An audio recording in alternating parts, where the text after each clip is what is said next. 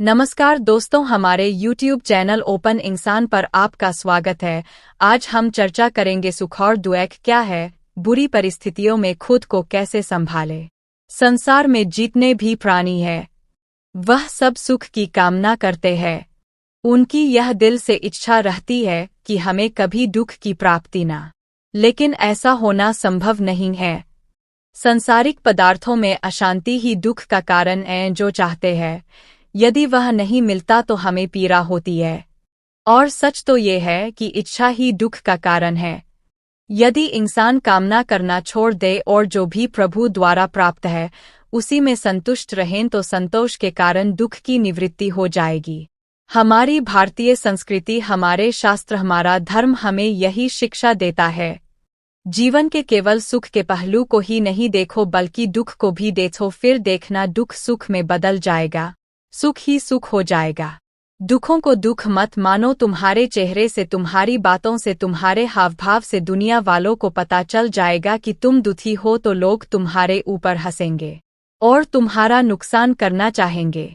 तुम्हारी मदद कोई भी नहीं करेगा और तुम दुख को सुख मानकर रहोगे तो दुख खुद ही धीरे धीरे कम होता चला जाएगा।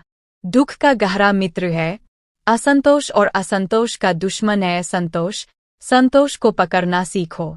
हर बात में संतोष करोगे तो उसे असंतोष भाग भी जाएगा और असंतोष भागेगा तो दुखों को भी साथ में ले जाएगा, पीछे बचेगा सिर्फ सुख ही सुख। सुख हमें जितना मिलता जाएगा, हमारी इच्छाएं सुख पाने की बढ़ती ही जाएंगी और इन इच्छाओं का कोई अंत नहीं है।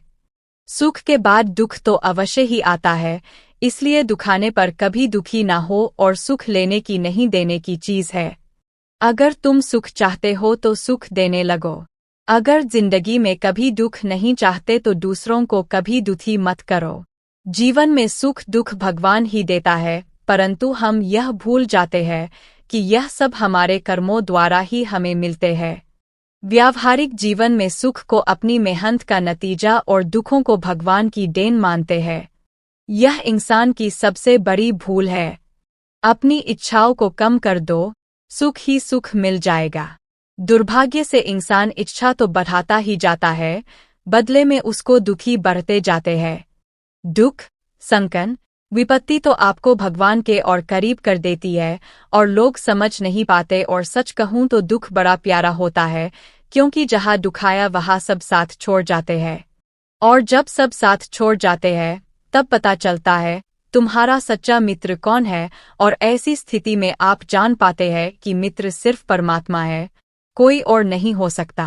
असली मित्र हमारा सिर्फ भगवान है और हम भगवान को सिर्फ दुख की वजह से जान सकते हैं। अगर जिंदगी में सुख ही सुख आए तो शायद हम कभी भी भगवान को न जान न पाए। सुख और दुख दोनों ही इंसान के पास मौसम की तरह आते रहेंगे, क्योंकि जिंदगी में सुख और दुख दोनों ही हमारे जीवन का अहम हिस्सा है। अगर किसी पेड़ से हम सीखें तो वह भी अपने जीवन में कभी फल, फूल और पत्तों से भर जाता है और कुछ समय पश्चात वह मौसम बदलते ही बिल्कुल पतझड़ आने पर सभी पत्ते अपने निछावर कर देता है और उसकी शोभा और कीमत कम हो जाती है। इसी प्रकार हमारा जीवन भी पेड़ की तरह है, कभी सुख और कभी दुखाना हमारे जीवन में लगभग तय है। जीवन में बहुत दुख आने पर हमें क्या करना चाहिए? ऐसे समय में हमें अपनी सब समस्या सिर्फ भगवान को समर्पण कर देनी चाहिए। अगर हमें कोई भी दुख मिल रहे हैं, वह हमारे कर्मों के अनुसार हमें मिल रहे हैं। कहीं ना कहीं तो हमने कोई बुरे कर्म किए होंगे, तभी हमारे जीवन में दुख आते हैं। इन दोनों परिस्थितियों में अपने आप को काबू में रखना इंसान का सबसे बड़ा संयम है। कई बार लोग अचानक से कोई धन या पद, मान, प्रतिष्ठा पाने पर कुछ ज्यादा ही उछल जाते हैं। उनको लगता है शायद धरती पर मैं कोई खास इंसान हूँ। हम सब जिंदगी की उस रेस में चल रहे हैं। जिस प्रकार नदी बहती रहती है और आखिर में जाकर समंदर से मिल जाती है, उसी तरह हमारे जीवन की रेस भी बहुत लंबी होती है और आखिर में हम भी अपने सब कुछ, धन दौलत, चौबारे को छोड़कर अंत में भगवान की शरण में जाकर मिल जाते हैं। हमेशा मुस्कुराते रहो, कैसी भी अनचाही मुसीबत या दुख हो जाए। सुख और दुख क्या है? ये सिर्फ एक मानसिक भूख है, हमारी सोच का एक रास्ता है। ये सोच हम खुद ही बदल सकते हैं। दुख को भी सुख करके मानो तो सभी दुख सुख में बदल जाएगा। अज्ञान एवं अविद्या का संबंध अनादिकाल से जीव को भ्रमित करता रहता है। प्रत्येक जीव सुख जाता है, दुख की तो कल्पना भी उसे असहनीय लगती है, लेकिन कर्म कुछ ऐसे करते हैं जिससे सुख की प्राप्ति लेशमात्र भी नहीं हो सकती। सुख और दुख यथार्थ रूप में हमारे जीवन गति के दो पहिए हैं। ये संभव भी नहीं हमेशा सुख ही सुख मिले और दुखी की कल्पना ही ना हो, इसलिए यहाँ पर किसी भी प्रकार के सुख दुख को ज्यादा मन पर ना लगाएं।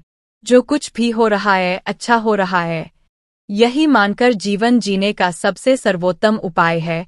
गीता के इस उपदेश को याद रखें, क्योंकि गीता हम सबके लिए बड़ा ग्रंथ है जो जीवन के हर पड़ाव पर हमें सीख देती है।